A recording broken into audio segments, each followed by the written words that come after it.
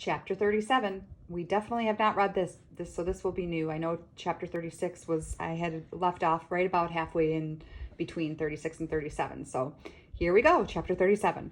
We're almost there, said Stanley. He could see the base of the mountain. Now that they really were almost there, it scared him. Big Thumb was his only hope. If there was no water, no refuge, which we know means safety, then they'd have nothing, not even hope. There was no exact place where the flat land stopped and the mountain began. The ground got steeper and steeper, and then there was no doubt that they were heading up the mountain. Stanley could no longer see Big Thumb. The slope of the mountain was in the way. It became too steep to go straight up. Instead, they zigzagged back and forth, increasing their altitude by small increments every time they changed directions. Patches of weeds dotted the mountainside.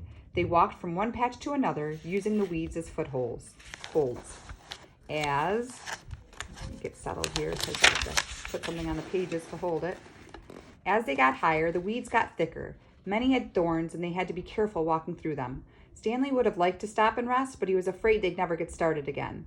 As long as Zero could keep going, he could keep going too. Besides, he knew they didn't have much daylight left.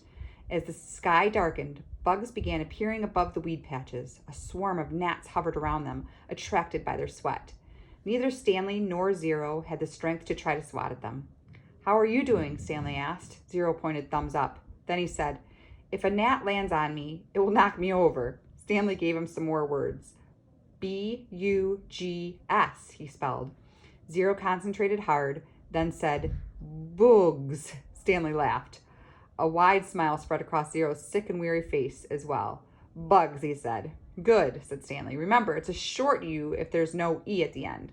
"Okay, here's a hard one. How about L-U-N-C-H? Suddenly, Zero made a horrible wrenching noise as he doubled over and grabbed his stomach. His frail body shook violently, and he threw up, emptying his stomach of the sploosh. He leaned on his knees and took several deep breaths. Then he straightened up and continued going. The swarm of gnats stayed behind, preferring the contents of Zero's stomach to the sweat on the boys' faces. Gross. Stanley didn't give him any more words, thinking that he needed to save his strength. But about 10 or 15 minutes later, Zero said, "Lunch!" As they climbed higher, the patches of weeds grew thicker, and they had to be careful not to get their feet tangled in thorny vines. Stanley suddenly realized something. There hadn't been any weeds on the lake. "Weeds and bugs," he said. "There's got to be water around somewhere. We must be getting close."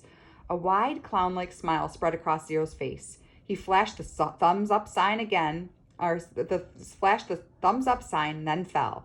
He didn't get up. Stanley bent over him. "Come on, Zero," he urged. "We're getting close. Come on, Hector. Weeds and bugs! Weeds and bugs!"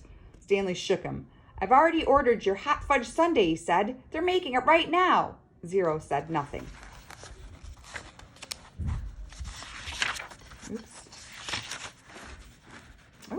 Chapter 38. We'll end and I'll start it over again in 1 second.